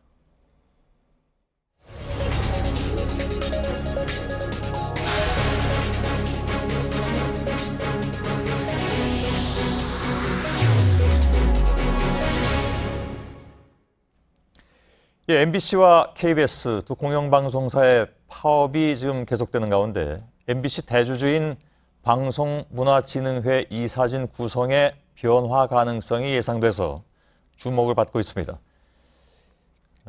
박근혜 정부 당시에 여권의 추천으로 들어간 유희선 이사가 주말까지 사퇴 여부를 결정하겠다고 밝혔기 때문입니다. 이사진 구성의 변화가 향후에 김장겸 사장 거취에 어떤 영향을 미칠지에도 관심이 모이고 있습니다. 김태영 기자의 보도입니다. 지난 2월 MBC 사장 면접 당시 이사회 회의록입니다. MBC 대주주인 방송문화진흥회 유희선 이사가 당시 후보자였던 권재용 MBC 플러스 사장에게 노조가입 인력 등이 편향된 제작물을 가져오는데 어떻게 극복할 수 있냐고 물었습니다. 권 사장은 연구소 등 비제작 부서들을 언급하며 이들이 제작 부서엔 맞지 않는다고 답했습니다. 유 이사는 박근혜 정권에서 여권 추천으로 임명된 인사입니다. 그런데 유 이사가 조만간 사의를 표명할 것으로 알렸습니다. 유 이사는 JTBC와의 통화에서 아직 결정된 건 없지만 이번 주말까지 사퇴 여부를 결정하겠다고 밝혔습니다. 유 이사가 물러날 경우 해당 이사직은 현재 여당인 더불어민주당의 추천 인사로 채워질 전망입니다. 현재 고영주 이사장을 포함한 박문진 이사 9명 중에서 민주당 추천 인사가 4명으로 늘어나게 되는 겁니다. 여기서 최근 공영방송 정상화 여론 등에 따라 추가로 과거 박근혜 정부 여권에서 추천한 인사가 1명 더 사퇴할 경우 현 여권 인사가 5명으로 과반이 되고 김장겸 사장에 대한 해임도 가능하다는 분석이 나오고 있습니다. 이런 가운데 박문진 이사의 해임권을 갖고 있는 방송통신위원회 이호성 위원장도 MBC 파업 상황에 적극 개입하겠다는 의지를 보였습니다. 이 위원장은 MBC와 KBS 총파업과 관련해 방통위가 어떤 조치를 취할 수밖에 없는 상황에 왔다고 밝혔습니다. JTBC 김태영입니다. MBC와 KBS 노조의 파업은 지금 나흘째로 접어들고 있습니다. 오늘은 KBS에서 2천여 명의 노조원이 추가로 파업에 동참했습니다. MBC 노조는 임시이사회가 열린 방송문화진흥회 앞에서 집회를 하고 고영주 이사장의 퇴진을 요구했습니다. 신진 기자입니다. KBS 노동조합 조합원들이 출정식을 하고 오늘부터 고대영 사장의 퇴진을 촉구하는 파업에 돌입한다고 밝혔습니다. 보수 정권 9년 동안 요직을 두루 거치면서 정권 편향 보도를 진두지휘했습니다. 앞서 파업에 들어간 전국 언론노조 KBS 본부와 합치면 파업에 참여한 전체 노조원은 3,700여 명에 달합니다. 이런 가운데 성재호 언론노조 KBS 본부장은 2011년 KBS의 민주당 불법 도청 의혹과 관련해 오늘 오후 검찰에 출석했습니다. 당시 수신료 인상 논의가 열렸던 민주당 대표회의실의 대화를 KBS 기자가 몰래 녹음해 한나라당 한선교 의원에게 전달하면서 논란이 된 사건입니다. 지난해 6월 언론노조 등이 다시 고발장을 내면서 검찰이 재수사에 착수했습니다. 경찰의 수사는 부지수사 그 자체였습니다. 반드시 고대영 사장을 포함한 관련 인물들을 모두 소환 조사해서 진실을 밝혀주기를 기대합니다. 나흘째 파업을 이어가는 MBC 노조는 임시이사회가 열린 방송문화진흥회 앞에서 항의 집회를 하고 고영주 이사장 사퇴를 요구했습니다. MBC 사측은 특보를 발행하고 언론노조가 가짜뉴스를 생산하고 있다며 파업 참가자들이 최소한의 업무 인계조차 하지 않아 수억 원의 광고 손해가 발생했다고 주장했습니다. JTBC 신진입니다. 내 성은 신이지만 난 신이 아니다. 천신만고 끝에 월드컵 본선행 티켓이라는 소중한 결과를 가져오긴 했습니다만은 평가가 좀 엇갈리다 보니까 축구대표팀 신태용 감독이 이런 말을 한 거죠. 아마 자신의 마음을 가장 잘 표현하는 것이 아닌가 싶기도 하고 오늘 그 문화초대석, 사실 문화초대석에는 대중문화인들이 많이 나오셨습니다만은 스포츠인들도 그동안에 많이 나오셨습니다. 아주 오랜만에 오늘 그 목요일 문화초대석을 진행하게 됐는데 신태용 국가대표팀 감독이 바로 주인공입니다. 어서 오십시오. 네. 예. 안녕하십니까. 예. 우즈베키스탄에서 오늘 아침에 오셨잖아요? 네네. 예. 시차 적응이 아직 안 되셨을 것 같은데요? 네, 시차 적응은 뭐 크게 4시간 차이밖에 안 나서. 예, 괜찮습니까? 예, 차이 뭐 괜찮고요. 그래서 조금 피곤해 보이시긴 합니다. 이게 눈가가 조금 충혈돼 있으셔서. 네, 어제 9월 날 경기 끝나 한국 시간으로 9월 6일 0시에 경기를 했죠. 하고 난 다음에 우리가 9회 연속 진출하고 또 선수들하고 호텔 내에서 가볍게 맥주 한잔 하면서 얘기하고 그리고 그 다음에 뭐 대사관 가는 일정하고 뭐 겹치다 보니까 그렇군요. 예, 쉬지 못하고 바로 오다 보니까 좀 피곤한 것 같습니다. 그 이겨서 진출했으면 아주 좋았을 텐데 비기고 뭐 또 다른 어디입니까 시리아 이란전 결과에 따라서 아무튼 아까 천신만고 끝이라고 했습니다만 하여간 아슬아슬하게 진출을 했습니다. 많은 분들이 다행이라고 생각하긴 하지만 경기가 좀 답답했다 이런 얘기들도 좀 많이 하십니다. 뭐라고 말씀하시겠습니까? 네, 뭐 우리 축구 팬들이나 국민들이 봤을 때는 좀 답답하다고 생각할 수 있는 부분은 분명히 인정합니다. 예. 인정하지만은 제가 감독을 맡을 당시에는 워낙 우리 국가대표팀의 상황이 안 좋았고, 예. 그리고 제가 목표는 이기고 지고 떠나서 9회 연속 월드컵 진출하는 것이 제한테는 목표였고, 예. 우리 대한축구협회도 그게 목적이었기 때문에 오로지 뭐 경기 결과로는 무조건 월드컵 진출이다. 내용상에는 조금 아쉬운 점이 있더라도 예. 오로지 초점은 월드컵 진출에 맞췄기 때문에 조금 그런 부분은 인정하고 있습니다. 예. 근데 아무튼 한 골이라도 좀 넣었으면 하는 생각, 그러니까 두 경기를 지켜보면서 누구나 다 하셨을 것 같은데 그 한 골이 터지기가 왜 이렇게 어려웠을까요? 아무래도 선수들이 두 경기 남았지만 한 경기라도 잘못되면 예. 못 나간다는 그런 강박관념 그런 게 좀 많이 갖고 있지 않았나 생각하고 있습니다. 그러면 공격에 있어서 조금 위축됐을 가능성 그걸 그렇죠. 말씀하시는 건가요? 일단 그러다 보니까 이제 수비적으로 일단 선제골을 안 줘야 된다는 선수들 나름대로 예. 생각들이 있다 보니까 제가 사실 공격을 많이 좋아하는 스타일인데 예. 그걸 조금 포기하면서도 수비로 강하게 갔던 부분이 좀 공격이 좀 잘 풀리지 않았다. 예. 그렇게 생각할 수 있겠습니다. 그 선수들이 지금 이 진영으로 다 갖춰서 훈련하는 게 며칠 안 되죠? 다 진영을 갖췄을 때는 딱 3일밖에 못했습니다. 아, 그렇습니까? 네네. 감독으로서는 뭐 감독의 기량을 이렇게 관철하기에는 조금 너무 짧은 시간이 아니었던가 하는 생각도 드네요. 이 자리를 얘기하자면 너무 짧은 시간이죠. 3일 예. 만에 모든 것을 바꿀 수 있는 부분은 절대 없으니까요. 예. 네. 그럼 뭘 바꾸시겠습니까, 앞으로? 일단 시간은 이제 주어졌는데. 이제는 이제 우리가 월드컵 진출했으니까 예. 좀 이제까지 우리 축구 팬들이 좀 답답하다고 느꼈던 부분을 예. 좀 시원하게 갈 수 있는 부분. 공격 축구. 공격적으로 좀 가면서 우리가 예. 아무리 강한 팀하고 붙더라도 예. 우리가 원하는 플레이 그리고 우리 한국 팀이 갖고 있는 좀 투쟁력을 갖고 경기 뛸 수 있는 예. 그런 쪽으로 많이 가져가려고 합니다. 근데 하여간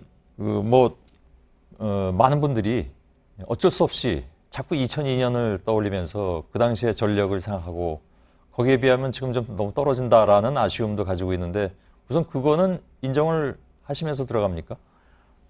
지금 상황이 많이 바뀌었습니다. 사실 예. 2002 월드컵 때는 우리나라에서 한일 개최다 보니까 예. 축구협회에서나 프로연맹에서 전폭적인 지지가 많이 있었습니다. 예. 네, 합숙 기간도 상당히 오랫동안 합숙을 했고 히딩거 감독님이 원하는 모든 부분을 뭐 단 1%도 부족함 없이 예. 다 해줬던 부분이 상당히 지금 그럼 좀 좋았고요. 많이 서운하십니까? 서운한 점은 없습니다. 예. 지금은 사실은 A매치 기간 안에 외에는 거의 소집을 할 수 없기 때문에 예.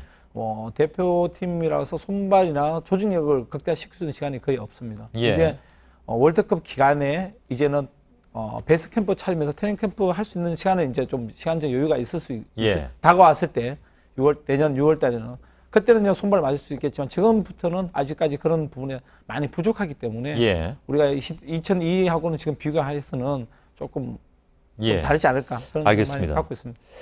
물론 신 감독님의 그 축구 스타일이 공격적이다라는 것은 뭐 많은 사람들이 알고 있긴 있는데 다만 이 시점에서 저희들이 이제 두 경기를 보고 난 다음에 많은 분들이 느끼는 점 중에 또 하나는 그럼 좋다. 그러면 공격 축구를 한다는데 구체적으로 어떤 방법론을 가지고 있느냐. 예를 들면 뭐 과거에 많이 얘기가 나왔었던 토탈 사카라든가 그래서 공수가 모두 체력을 다 키워야 되고 누구든 공격할 수 있고 누구든 수비를 해야 되는 그런 방법론이라든가 하는 것을 좀 구체적으로 좀 얘기를 해달라. 그게 아니라도 다른 게 있다면 그런 요구가 있더군요.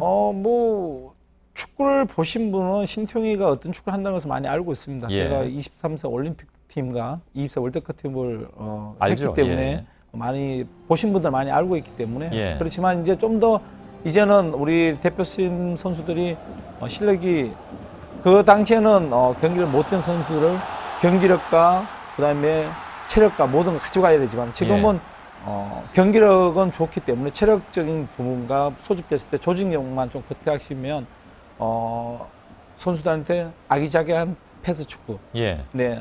바르샤 같은 우리가 토탈 같은 이제 패스 축구를 하면서 제가 원하는 축구는 백패스보다는 예. 항상 선수들한테 공격 지향 쪽으로 상대 골대 쪽으로 공을 잡아서 예. 패스를 나가라, 전진 패스를 나가라 그런 얘기를 많이 주문을 합니다. 아기자기하면서도 보다 진취적인 네, 그렇죠. 전방 패스를 위주로 한 공격 축구로 네네. 그럼 정리를 할까요? 네네. 근데 왜 지난번에 왜 일본이랑 하다가 2대 0으로 앞서다가 그런 축구 하시다가 3대 2로 뒤집어지지 않았습니까? 네네. 그것도 말씀하신 분들이 좀 있던데. 예, 뭐 다 결과론적으로 말씀하시는데 예. 그때는 한 70분, 75분까지 완전히 일본을 우리가 압도하고 있었고, 그렇죠, 예. 네, 그러다 보니까 제 속마음은 사실 이번 기회에 일본이라는 팀을 우리가 좀 더 코를 납작하게 만들어주자. 예, 예. 그런 마음이 좀 강하게 작용했습니다. 그리고 예. 그 당시에 그대 제가 출전했을 때는 세계 우리가 올림픽 8회 연속 진출이라는 그 예, 목표를 갖고 갔고 제가 선수들한테 했던 약속이 있습니다. 그때 우리가 그 멤버가 상당히 안 좋다고 얘기했는데 예. 예선이나 통과하겠어 했지만은 제가 선수들한테 했던 약속은 올림픽 티켓 따면 결승전은 니네가 하고 싶은 축구를 무조건 할 수 있게끔 내가 만들겠다. 예. 그래서 사실은 4강에서 카타르한테 우리가 이기면서 세계 최초로 8회 연속 올림픽 진출 출전권을 땄습니다. 예, 그러면서 결승전은 좀 더 선수한테 편하게 경기를 할 수 있게끔. 예. 네, 스코어에 연연하지 말고 진짜 일본이라는 팀을 우리가 최대한 어떻게 한번 크게 한번 혼내주자. 예. 그런 마음이 앞섰던 것이 예. 네, 실수에 조금 되지 않았나. 알겠습니다. 네. 뭐 하여간 그런저런 얘기들이 워낙 많이 나오니까 네네.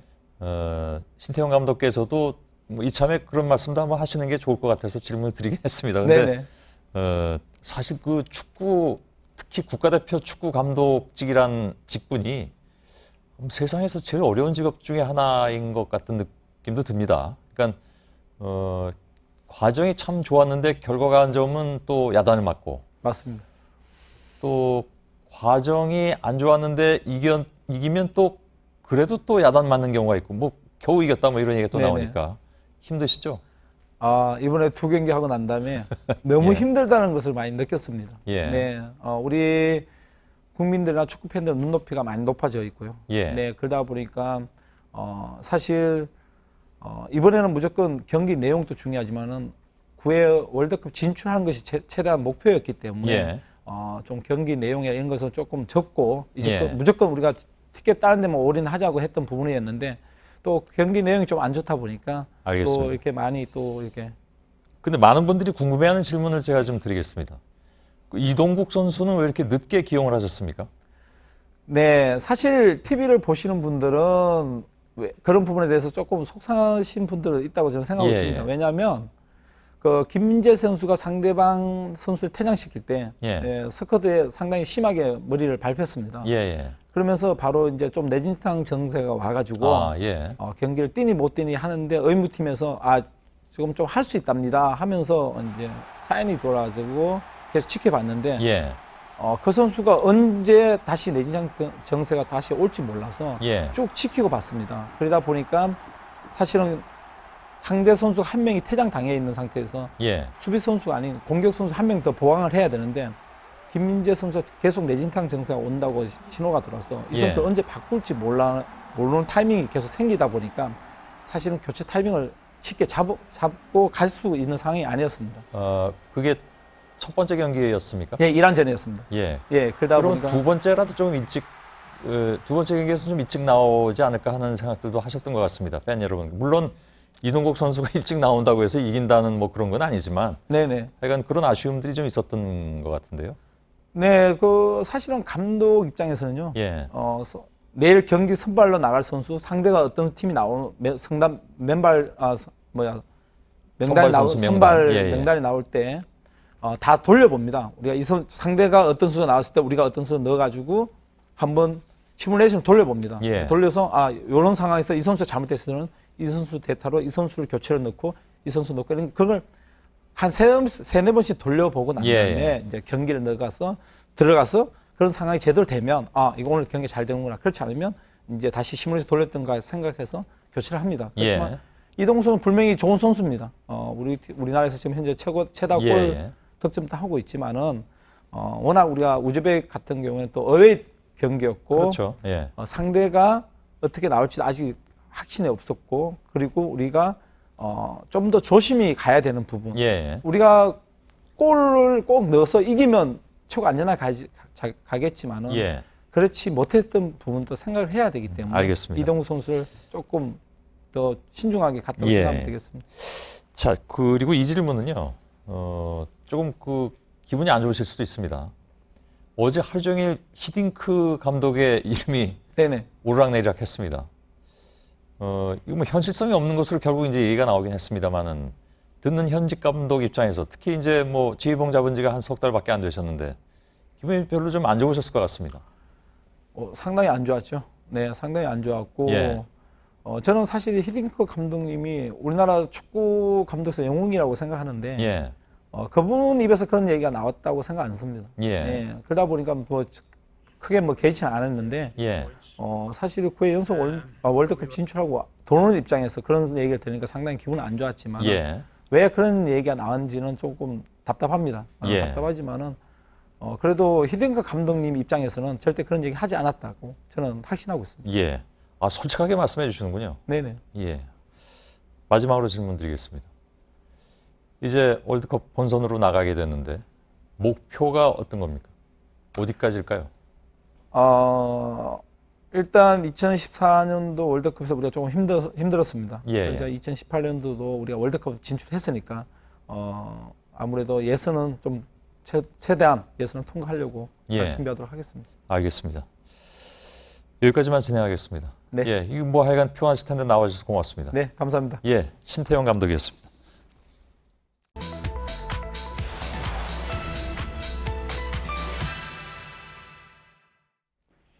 네, 국제통화기금 IMF의 총재가 한국에 와 있습니다. 어제와 오늘 행사에서 연설을 했는데 한국 여성의 유리천장 문제를 집중적으로 꼬집었습니다. 특히 OECD 국가 가운데 한국 여성의 경제 참가율이 매우 낮다고 비판했습니다. By some estimates, closing the gender gap in the labor market could boost GDP by 9 percentage points in Japan, 10 percentage points in Korea, and no less than 27 percentage points in India. 네, IMF 총재의 유리천장 발언을 팩트체크해서 확인을 해봤습니다. 오대영 기자, 네. 최근에는 좀 여성의 활동이 늘면서 일부에서는 그렇지 않다고 생각하시는 분들도 계실 것 같은데 실제 수치는 어땠습니까? 네, 지난해 한국 여성의 경제활동 참가율을 저희가 취재했는데요. 네. 경제활동 참가율은 58.4%, OECD 35개 나라 가운데 31위였습니다. 1위는 아이슬란드 86.2%고요. 독일이 11위, 영국 13위, 일본이 20위, 프랑스, 미국이었고 제일 마지막은 터키로 36.2%였습니다. 네, 그러니까 한국이 최하위권인데 일할 수 있는 여성 가운데서 일하지 않거나 일을 못하고 있는 여성들이 그만큼 많다는 거죠? 맞습니다. 반면에 한국의 남성의 경제활동 참가율은 79%고요. 18위였습니다. 네. 그렇다면 남성과 여성의 격차는 어떤지 보겠습니다. 수치가 작을수록 평등하다고 보시면 됩니다. 한국은 20.5%포인트로 32위로 나타났고 스웨덴이 3.6%포인트 1위였고요. 핀란드가 3.8%포인트 그리고 프랑스, 독일, 영국 그리고 미국, 일본 또 가장 불평등한 나라는 이번에도 터키로 꼽혔습니다. 네, 그러니까 일하고 있는 남성과 여성의 비율이 그만큼 차이가 난다는 건데 그건 역시 최하위권인 거죠? 네. 그래서 남녀의 임금 격차도 저희가 살펴봤는데 자 이렇습니다. 이 역시 숫자가 작을수록 평등하다는 뜻인데 네. 한국은 36.7%포인트로 35개 회원국 중에 35위였습니다. 1위는 벨기에, 그리고 2위는 룩셈부르크, 프랑스, 영국, 독일, 미국, 일본 순이었습니다. 네, 그러니까 남성이 100을 받는다고 치면 여성은 36.7이 적은 63.3을 받는다라는 의미로 볼 수가 있을 텐데 네. 다음 지표도 또 볼까요? 네, 기업에서 임원이 있잖아요. 그 임원 중에 여성이 차지하는 비율이 얼마가 되느냐 이것도 살펴봤습니다. 이른바 유리천장 지수로 유명한 영국 이코노미스트의 최신 자료입니다. OECD 회원국 중 29개 나라를 대상으로 조사했는데 한국은 29위, 비율은 2.4%였습니다. 네. 아이슬란드가 44%, 노르웨이가 41%, 프랑스가 37.6%로 1위에서 3위였고요. 독일, 영국, 미국, 그리고 일본 순이었는데 일본은 우리보다 한 단계 바로 위인 4.8%였습니다. 네, 뭐 북유럽에서 여성의 활동이 활발하다는 거는 흔히 이제 알려져 있었는데 그게 네. 수치로 확인이 된 거고 그러면 결국 IMF 총재가 말한 그 발언이 사실이라고 봐야 하는 겁니까? 네, 시청자 여러분께서 이 통계들로 아마 판단을 하실 수 있을 것 같습니다. 마지막으로 그래프 하나만 더 보겠습니다. 이건 2011년부터 2030년까지의 한국의 경제 성장률을 전망한 OECD 보고서입니다. 가장 아래 저 실선, 검정색 선은 여성의 노동 참여율의 변화가 전혀 없는 그때 상황의 경제 성장률입니다. 그 위에 파란 선은 남녀의 경제 참여율 차이가 절반으로 줄 경우인데 그렇게 되면 경제가 9.8% 성장하는 것으로 나타났습니다. 또 주황색 선은 남성과 여성의 노동 참여율이 똑같아지는 상황인데 경제가 19.5% 더 성장하는 것으로 분석이 됐습니다. 그래서 평등이냐 불평등이냐를 넘어서 이 문제를 미래 경제 차원으로 봐야 하는 이유가 바로 여기 있습니다. 이 같은 국제 연구에 함께 참여한 경제 전문가와 통화를 해봤습니다. 뺏기고 뺏기는 이렇게 제로섬 게임이라고 생각하는 것은 경제 성장 자체와 맞지 않는 어떻게 보면 생각인 것 같아요. 여성 경제활동 참가 활동 그 상가가 훨씬 더 높고 그러면서도 경제 성장도 더 이제 유지할 수 있고 그러면서도 어떻게 보면 출산율도 높고 그런 선순환을 할 수 있는 거잖아요. 네, 마지막에 선순환이라는 표현이 매우 인상적입니다. 팩트체크 오대영 기자였습니다.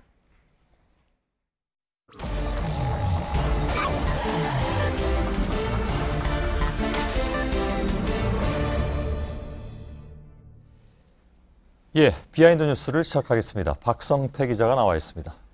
첫 번째 키워드를 열죠? 예, 첫 번째 키워드는 수요와 공급의 법칙입니다. 예, 뭡니까 이 내용은? 이른바 문재인 시기의 얘기인데요. 뭐 요즘 하여간 화제가 되고 있더군요. 예, 그렇습니다. 예. 중고품 거래 인터넷 카페에 올라온 글을 잠깐 보도록 하겠습니다. 문재인 대통령 시기의 최고가 그러면서 123만 4,567원을 적어놨습니다. 이게 실제로 있는 그 내용입니까? 예, 그렇습니다. 원래 시계값이 얼마입니까? 원래 시계값은 청와대가 구매한 단가는 약 4만 원입니다. 예, 그게 이렇게 부풀려졌다는 얘기인가요? 저 가격에 사고 싶다고 올린 글인데 예. 저분은 저희가 확인이 됐습니다. 장난으로 올렸다고 제가 접촉을 했는데 그래요? 장난으로 예. 장난이라고 확인이 됐고요. 그다음에 다음 글을 보니까 1, 2, 3, 4, 5, 6, 7이군요. 예, 그렇습니다. 예. 다음 글을 보면 얼마 전에 실제 논란이 됐는데요. 청와대에서 기념품으로 받은 문재인 시계를 팔겠다. 착불 77만 원으로 올렸습니다. 예. 이분은 좀 구체적이고 사실인 것 같았습니다. 인터넷 글을 좀 더 보면 어떤 분은 조심스럽게 150만 원의 시계를 사겠다 불러봅니다. 한데 아마 저 장난으로 역시 좀 추정이 되고요. 뒤에 뭐 크크크 붙인 거 보니까 장난이네요. 예, 그렇습니다. 예. 90만 원에 사겠다, 100만 원에 사겠다 이런 글도 있는데 좀 사실로 추정되는 글도 있었습니다. 저희가 다 접촉은 못 해봤고요. 어떤 글을 보면 50만 원에 실제 판매 완료됐다라는 글도 있습니다. 예. 저희가 종합적으로 판단할 때는 일부 실제 구매 희망자도 있고 장난도 있는 것으로 보입니다. 저런 건 다 진짜라고 믿어야 됩니까? 저희가 사실 확인은 못했는데 구매 완료라고 된 걸로 봐서 어쨌든 구매가 좀 이루어진 것으로 추정이 됩니다. 예. 그리고 이 시계는 기념품으로만 지급이 되는데 인터넷에 공동 구매를 한다. 이런 글이 올라와서 이 경우 이제 위조로 만들어서 공동 구매로 팔 수가 있기 때문에 경찰에서 수사에 착수하기도 했습니다. 경찰 수사까지 들어갔습니까? 예. 예. 근데 아무튼 4만 원 하는 시계인데 원가가 77만 원 운운하는 건 이건 너무 폭리에 속하네요. 그렇습니다. 그래서 공급은 적고 수요는 많기 때문에 가격이 급등한 건데요. 문재인 시계는 청와대가 미리 시계 제조업체에 12,000개를 연간 주문을 했습니다. 월 1,000개씩 납품을 받는데요. 청와대 내규에 따라서 청와대에 초청한 인사나 외빈 그리고 해외 방문 시 동포에게 선물로 지급을 하도록 돼 있습니다. 하지만 원하는 사람이 너무 많기 때문에 인기가 치솟고 있는데요. 그런데 정작 문재인 대통령도 이 문재인 시계를 못 받았습니다. 직접 말을 들어보겠습니다. 시계 주세요.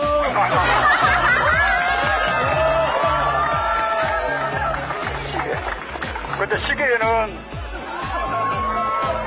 전화기 못 받았어요.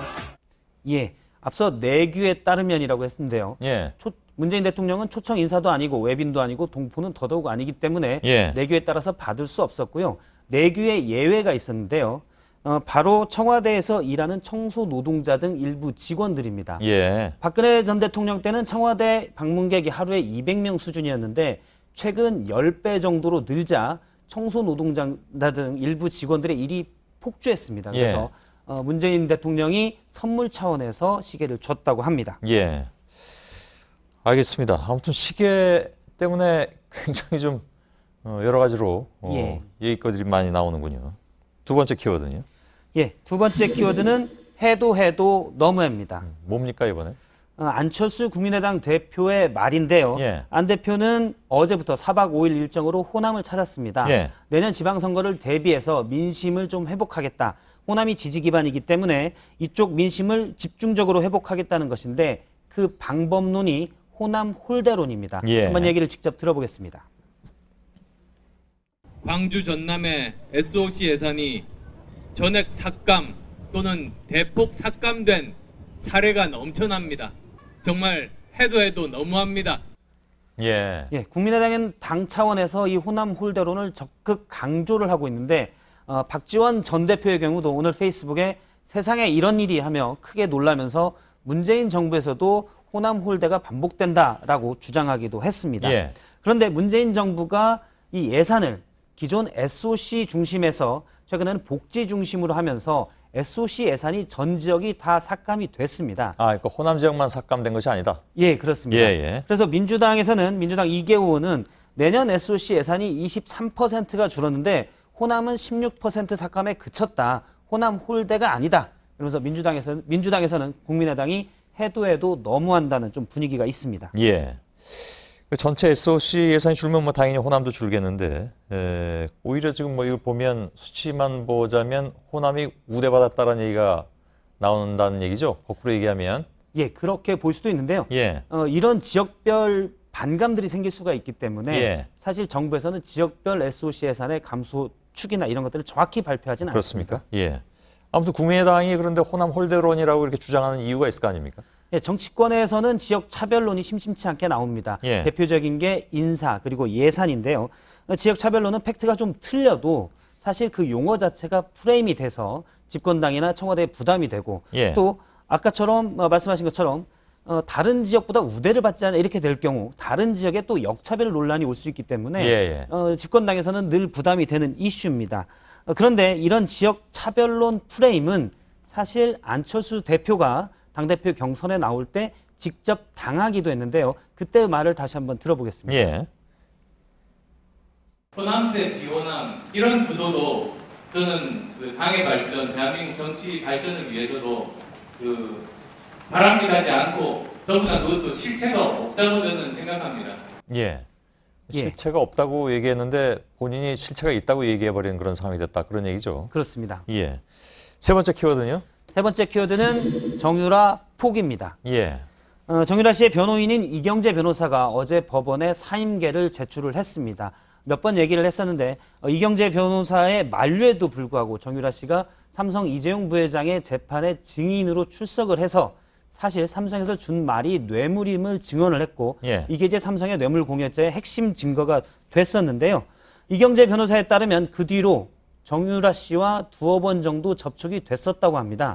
예전에는 전화도 안 받다가 두어 번 정도 접촉은 됐는데 정 씨가 아무 말도 하지 않았었다고 합니다. 이경재 변호사는 그러면서 의뢰인과 변호인의 신뢰관계가 이미 깨졌다. 사임계 제출로 형식적 관계도 끝났다. 이렇게 오늘 얘기를 했고 앞으로 재판에서 사실 이경재 변호사가 어떻게 보면 박근혜 전 대통령, 최순실 씨 그리고 정유라 씨를 잇는 하나의 끈이었는데 형식적 관계도 끝났기 때문에 정유라 씨가 혼자 제 갈 길을 갈 것으로 보입니다. 알겠습니다. 박성태 기자였습니다.